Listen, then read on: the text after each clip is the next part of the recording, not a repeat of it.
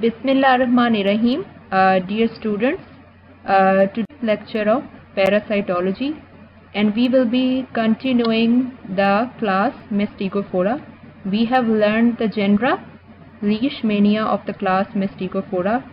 So today the learning outcomes of my lecture would be the intestinal flagellates, that is the Giardia lamblia, the genital flagellate, the Trichomonas vaginalis, and the class Ciliata, the Blantidium coli. So the intestinal flagellates and the genital flagellates are included within the class Mastigophora. So today we will be finalizing and discussing and completing the class Mastigophora, and we will be discussing the class Ciliata also. So first, the parasite, the intestinal flagellate, the Giardia lamblia. So the Giardia lamblia is very important. Its geographical distribution is worldwide, and its habitat is that the trophozoite form of the Giardia lamblia is present within the duodenum and jejunum of man. Now coming to the morphology of the trophozoite form of the Giardia lamblia. When viewed from the front, it looks like a tennis or a badminton racket, and when viewed sideways, it looks like a longitudinally cut pear. The dorsal surface of the Giardia lamblia is convex and the ventral surface is concave with sucking disc. The anterior end is broad and the posterior end tapers to a sharp point. And the trophozoite form of the Giardia lamblia is approximately 12 to 15 micrometers in length, and there are two exostyles that are arranged in bilateral symmetry, and the cytoplasm contains two nuclei with prominent central karyosomes. There are two anteriorly located large suction disc and the 8 flagella. So this is the characteristic morphology of the trophozoite form of the Giardia lamblia. As you can very well appreciate in the first figure, that it looks like a tennis or the badminton racket with a broad anterior end and a sharp or the pointed posterior end. There are 8 flagella, and as you can see in the last diagram, there are two anteriorly arranged exostyles that are indicated by the letter AX. Then there are two nucleus with centrally placed karyosomes, and the suction discs are highlighted in the color pink. So this is the characteristic morphology of the trophozoite form of the Giardia lamblia, and in the second figure you can see the side way of the Giardia lamblia, that it looks like a longitudinally cut pear with a convex dorsal surface and a concave inner surface.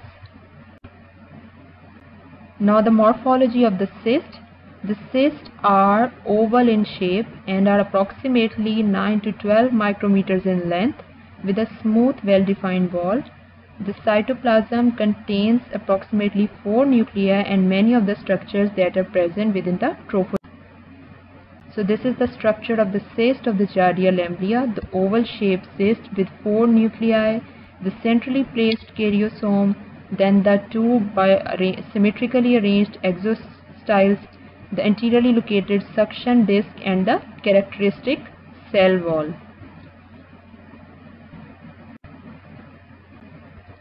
So now coming to the life cycle, the man is the primary host in the case of Giardia lamblia. The infection occurs with cyst ingestion, and it usually occurs by drinking contaminated water. The cysts undergo excistation within the duodenum of the man, and here after excistation the trophozoites colonize the upper small intestine of man, where they swim either freely or attached to the mucosal epithelium with the help of the ventral suction disc. Now coming to the pathogenicity, the early symptoms of the Giardia lamblia infection includes the flatulence, the abdominal distension, the nausea, and the foul-smelling, bulky, explosive, and the watery diarrhea. The stool contains excessive lipids but very rarely any blood or the necrotic tissue. So covering of the intestinal epithelium by the trophozoite ultimately leads to the flattening of the mucosal surface, and as you know that the small intestine characteristically has villi on histology, so there is partial villus atrophy that may ultimately leads to malabsorption. So this diagram is showing the infection in the human intestine by the characteristic Giardia lamblia trophozoite form. As you can see in the first figure, the Giardia lamblia trophozoite form seen from the front and the sideways, they are indicated by the arrows, and they are very difficult to find on histological examination, and it is basically the challenge to the pathologist to identify in every case of malabsorption or the patient presenting with a history of diarrhea to see for the Giardia lamblia trophozoite within the intestinal epithelium. So the immunology is there is some role for IgA and IgM, and there is increased incidence of infection in immunodeficient patients. The diagnosis is simple. The cyst and the trophozoites can be seen in the saline and iodine preparations of the stool under the microscope, and the second is the fluorescein antibody test. So this is the saline and iodine preparation and showing the characteristic trophozoite form of the Giardia lamblia. This first figure is showing the Giardia lamblia cyst in the iodine stain, and the second figure shows the cyst of the Giardia lamblia when stained with iron hematoxylane. And this is the fluorescein antibody staining test, the characteristic test that can be seen under only the fluorescein microscope, and it is showing very beautifully the trophozoite and the cystic form of the Giardia lamblia. So the basic test of diagnosis are the fluorescein antibody test and the saline and iodine preparation under the microscope. The treatment is Flagyl, that is the metronidazole is the characteristic drug of choice. So here we come to the end of the Giardia lamblia parasite. So here is a look at the beautiful scenery before starting the next parasite. The next parasite is the genital flagellate, and it is basically the continuation of the class Mastigophora, the genera Trichomonas. So the genera Trichomonas has three species: the Trichomonas vaginalis, the Trichomonas tenax, and the Trichomonas hominis. The geographical distribution is worldwide, and the habitat of the Trichomonas vaginalis is that it lives within the genital tract of the male and the females, especially the females. So now the morphology, the trophozoite form is approximately 15 to 18 micrometers in diameter and is half pear-shaped. That is, it is different from the trophozoite form of the Giardia lamblia. It is half pear-shaped. It possesses a single nucleus as compared to the two nuclei in the case of Giardia lamblia. It has 4 interior flagella and a 1 lateral flagellum that is attached to the body with the help of an undulating membrane, and the 2 exostyles are present on the trophozoite, but they are arranged asymmetrically, unlike the case of Giardia lamblia in which the exostyles were arranged symmetrically. The organism does not insist. So the Trichomonas vaginalis possess only the trophozoite form but do not possess the cystic form, and this is an important point to remember. So this is the characteristic trophozoite form of the Trichomonas vaginalis. As you can see, it is half pear shaped with 1 anterior nucleus, 4 interior flagella, and a 1 flagellum that is attached with the help of an undulating membrane to the body of the trophozoite. So these are other diagrams showing the trophozoite form of the Giardia lamblia. As you can very well appreciate in the third diagram, the presence of flagella, the undulating membrane, the single nucleus. Now coming to the pathogenicity, the Trichomonas vaginalis infection is rarely symptomatic in men, although it may cause mild urethritis or occasionally prostatitis with whitish discharge. So in women it is often asymptomatic, but heavy infections may cause mild to severe vaginitis with copious foul smelling, yellowish and sometimes frothy discharge. So this is the characteristic life cycle of the Trichomonas vaginalis. On the left side is the female and on the right side is the male, and in the first figure the trophozoite is present within the vaginal and the prostatic secretions is transmitted with the help of sexual contact, and then it undergoes division with the help of binary fission, and ultimately the trophozoite in the vagina or the ureteric orifice. So now coming to the diagnosis, the clinical suspicion may be confirmed by finding the organism within the Giemsa stained smear of the vaginal discharge, or in difficult cases by cultivation of a swab sample in the Diamond's medium. So this is the diagnosis of the Trichomonas vaginalis, the vaginal secretions on gross examination, and the Giemsa stained secretions, vaginal secretions, showing the characteristic Trichomonas vaginalis that is commonly said by the pathologist is finding the trick within the vaginal secretions.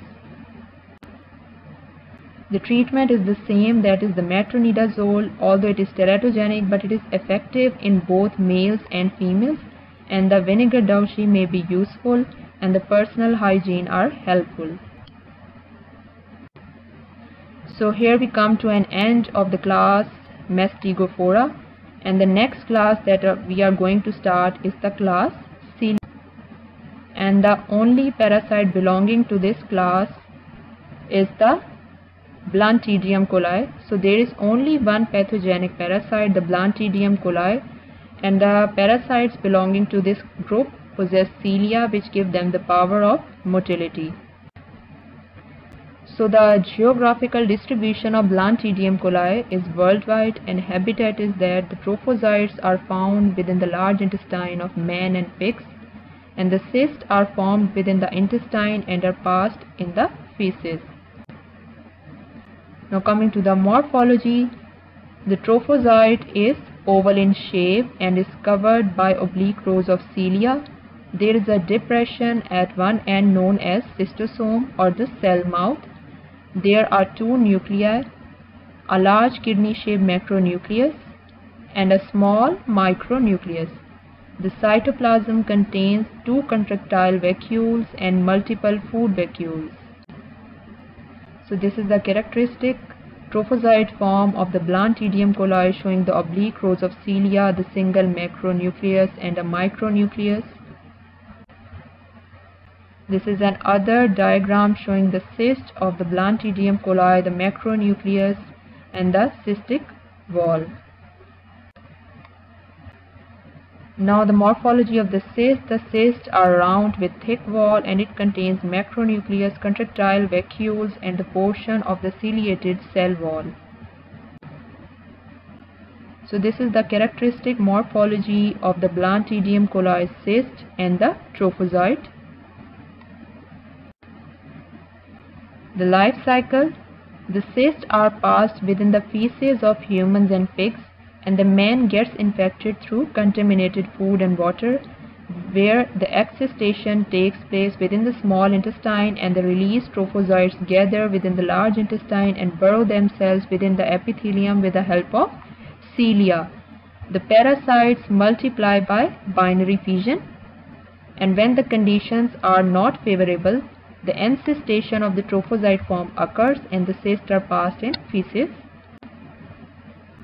So this is the characteristic life cycle of the Blantidium coli.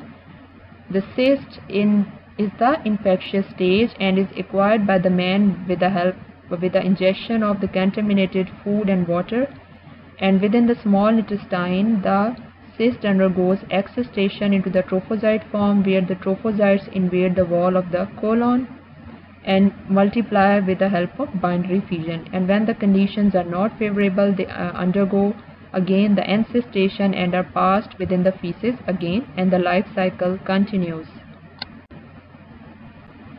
So now the pathogenicity.